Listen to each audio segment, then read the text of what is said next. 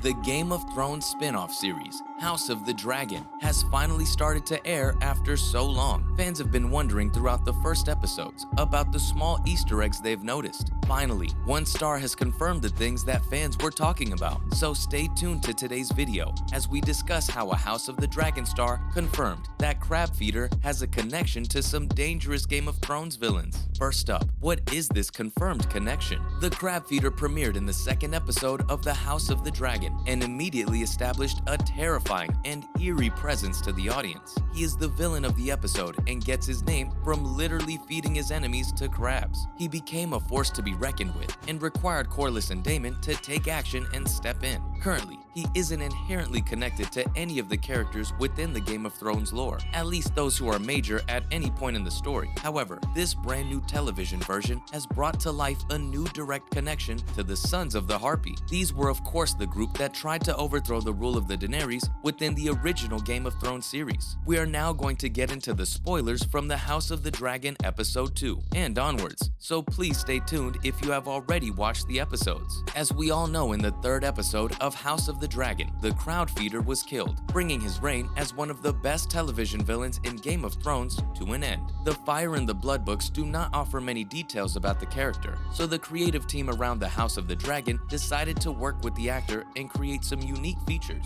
This included him putting on a mask that will be worn by the Sons of the Harpies more than a century later in Game of Thrones. During an interview after the third episode aired, Scott Smith, who plays the Crabfeeder, confirmed that his mask was actually the one that some fans know from the House of the Harpies. It did look slightly different though, as it had been through quite a rough patch during its time with the Crabfeeder. It was definitely a nod to that for, I guess, the fans, because it's something familiar for them, Scott Smith said. And we spoke about the idea of him being the first person to wear this mask and it becoming iconic, and therefore it's built from that for Game of Thrones. Why is he wearing the mask? How does he feel about that? It's a power statement, so he's quite happy wearing it. Scott Smith also said that the Crabfeeder had a disease known as grayscale that was covering his left arm. If you've been keeping up with the Game of Thrones world, grayscale is a recurring issue that pops up all the time and has affected characters like Shireen Baratheon and Jorah Mormont. Please let us know down in the comment section below your thoughts on this take on the Crabfeeder, as well as its connection to the later Game of Thrones universe. Also, please let us know your thoughts on the House of the Dragon as it currently stands, because many fans are in uproar about certain elements but also love a good amount of the series so far. And now, on to some other television news from the last week. Next up, is Don Cheadle's War Machine a secret scroll within Marvel's Secret Invasion? The scrolls have become a massive piece of the puzzle when it comes to the next stage of the MCU. First appearing within Captain Marvel, they slowly showed their powers throughout the MCU and are now getting their own brand new series based around their story. Secret Invasion is a brand new MCU Disney Plus series based off the comic book storyline by the same name. During the original comic book run, it follows a story as Skrulls have infiltrated key positions around the world and even in the Avengers themselves. Whilst it doesn't look like the Skrulls will be invading the Avengers within a secret invasion, we do know that they will be taking over some key positions within the MCU. One of the only Avengers present within this series so far is of course Don Cheadle's James Rhodes, aka the War Machine, despite him getting his own series set after the Secret Invasion titled Armor Wars. Many fans are saying that the War Machine might in fact be a Skrull in secret. The first full trailer for Marvel's Secret Invasion was released this past week during Disney's D23 Expo and offered a tease at how the Skrulls will take over this huge ensemble of characters. Among the characters that we saw there was also Samuel L. Jackson's Nick Fury, as he seems to be the main protagonist of this series. Of course, Nick Fury has been off-world dealing with the Skrulls and helping them out, but this new rogue group of Skrulls that have taken over the planet seem to be his enemy. It would be a massive surprise for Don Cheadle to become a Skrull and for Fury to mistake his trust in him. It was also noted that after the Secret Invasion portion of the panel, Don Cheadle stayed around to talk about Armor Wars, as it was confirmed Secret Invasion will lead directly into his brand new solo series. From what was said, Secret Invasion will change Don Cheadle's character forever, and Armor Wars will see him in a completely new light. The Armor Wars storyline from the comics features the world trying to steal Tony Stark's various Iron Man suits that were left around the world. While we don't know what's going to happen in Secret Invasion, we can guess that Armor Wars might deal with the Skrull version of the War Machine, selling off Tony Stark's armor for money.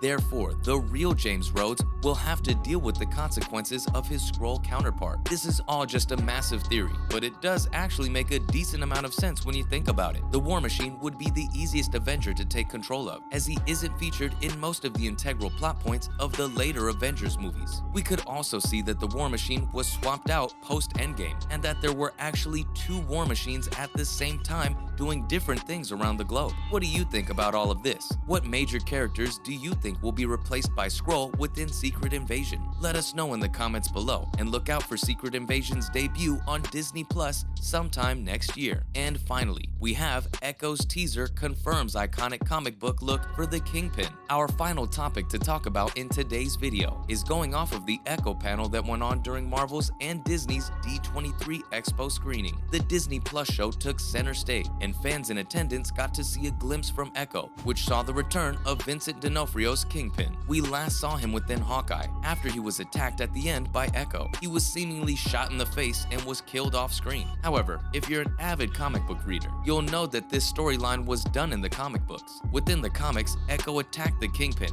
and actually left him blind rather than killing him. He had bandages over his eyes in the comic books after this attack. From what the people in attendance said about the footage, the Daredevil villain is sporting an eye patch instead of these bandages. Outside of that, little else was revealed. In the footage, Maya Lopez, Cox, will temporarily move back home to research her ancestry. At one point, the character was seen sporting glowing fists too, for just a moment. It's just so crazy that I'm getting my own show after Hawkeye. That was like my first acting role ever, Cox previously said of her MCU role. I don't know why they're giving me this opportunity, but I'm just grateful. I'm excited for the support and being able to advocate for the deaf community. We want to have that equality and get more people involved. I'm just so grateful for all of the opportunities I've been given. She continued, "It's crazy how much my life has already changed because I was a college dropout. I worked at a factory. I'm so excited to show people who I am and what I can do, what anybody can do." Disney also led the short synopsis of the series that we're about to go over to close off this video. The origin story of Echo revisits Maya Lopez, whose ruthless behavior in New York City catches up with her in her hometown. She must face her past, reconnect with her Native American roots, and embrace the meaning of family and community if she ever hopes to move forward. And that's the end of today's video. Hopefully you enjoyed this latest video. If you did, would you please let us know down in the comment section below? It would be very helpful. Make sure to like the video, comment down below, and of course subscribe to the channel with the notification bell rung. Thank you for watching today's video. Bye!